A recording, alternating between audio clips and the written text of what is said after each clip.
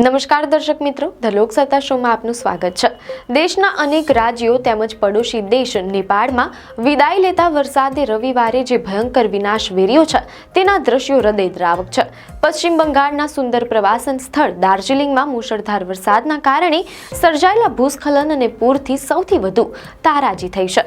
Media અહેવાલો અનુસાર અત્યાર સુધીમાં ભારત અને નેપાળમાં વરસાદ સંબંધિત ઘટનાઓમાં આશરે 85થી વધુ લોકોના મોત થયાના અહેવાલ છે અને લાખો લોકોનું જીવન અસ્તવ્યસ્ત થઈ ગયું છે। પશ્ચિમ બંગાળના ઉત્તરીય પર્વતીય વિસ્તારોમાં ખાસ કરીને દાર્જિલિંગમાં છેલ્લા કેટલાક દિવસોથી અવિરત વરસાદે તારાજી સર્જી છે। માત્ર દાર્જિલિંગ પર્વતીય વિસ્તારમાં જ ભૂસ્ખલન અને પૂરના કારણે આશરે 20 લોકોના કરુણ મોત નીપજ્યા છે, જ્યારે રાજ્યના અન્ય ભાગોમાં પણ 20 લોકોનો ભોગ લેવાયો છે। મુશળધાર વરસાદના પગલે થયેલા ભૂસ્ખલનને કારણે અનેક ઘર તણાઈ ગયા છે। મિરિક અને કુર્સિયોગને જોડતો મહત્વપૂર્ણ લોખંડનો ધુધિયા આયરન પુલ તૂટી પડ્યો છે। રસ્તાઓને ભારે નુકસાન થતા અંતરિયાળ ગામોનો સંપર્ક તૂટી ગયો છે। National disaster response force NDRF અને જિલ્લા સરકારની ટીમોએ યુદ્ધના ધોરણે બચાવ કાર્ય શરૂ કર્યું છે। હવામાન વિભાગે દાર્જિલિંગ, કૂચ બિહાર, કાલિપોંગ, જલપાઈગુડી અને અલીપુર દ્વાર સહિતના વિસ્તારોમાં રેડ એલર્ટ જાહેર કર્યું છે।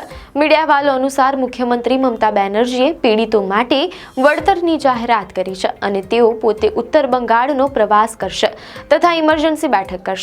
તેમણે જણાવ્યું કે 12 કલાકમાં જ 300 મિલીમીટરથી વધુ વરસાદ પડતા 7 જગ્યાએ પૂર અને ભૂસ્ખલન થયું છે। હજારો પ્રવાસીઓ દાર્જિલિંગ અને આજુબાજુના પ્રવાસન સ્થળોએ ફસાયેલા હોવાના અહેવાલો છે, જેમને જ્યાં હોય ત્યાં જ રહેવા મમતા બેનર્જીએ અપીલ કરી છે અને સરકાર તેમને સુરક્ષિત બહાર કાઢવા કાર્યવાહી કરી રહી છે।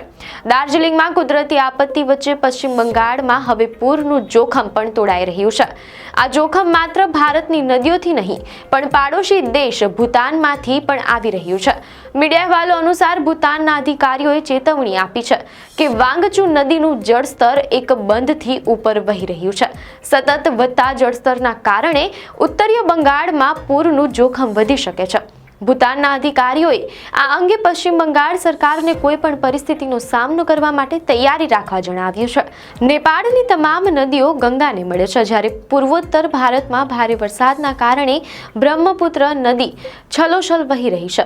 ગંગા અને બ્રહ્મપુત્ર બાંગ્લાદેશમાં મળે છે, તેથી અત્યારે ભારે વરસાદથી પૂરગ્રસ્ત બાંગ્લાદેશમાં પણ તબાહી વેરાવાની પૂરી શક્યતા છે।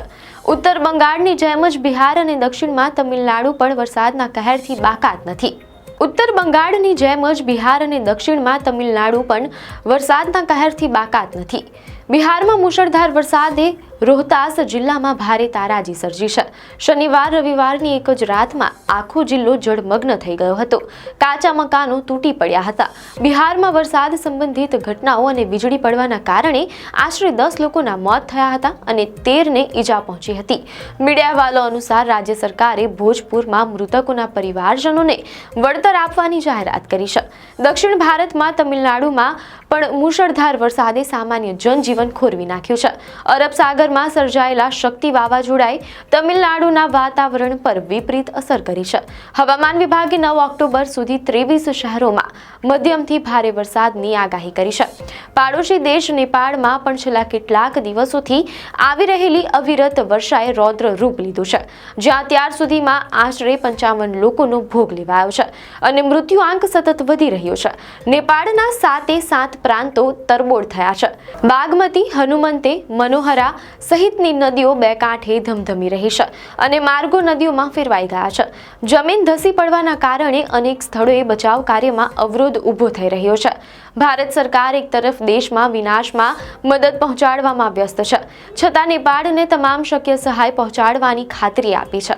દેશમાં સર્જાયેલી આ કુદરતી આપત્તિ પર પ્રધાનમંત્રી નરેન્દ્ર મોદીએ દુઃખ વ્યક્ત કર્યું છે અને અસરગ્રસ્તોને કેન્દ્ર સરકાર તરફથી શક્ય તમામ મદદની ખાતરી આપી છે। વડાપ્રધાન મોદીએ દાર્જિલિંગમાં પુલ દુર્ઘટના અને જાનહાનિના સમાચારથી અત્યંત દુઃખી હોવાનું જણાવ્યું।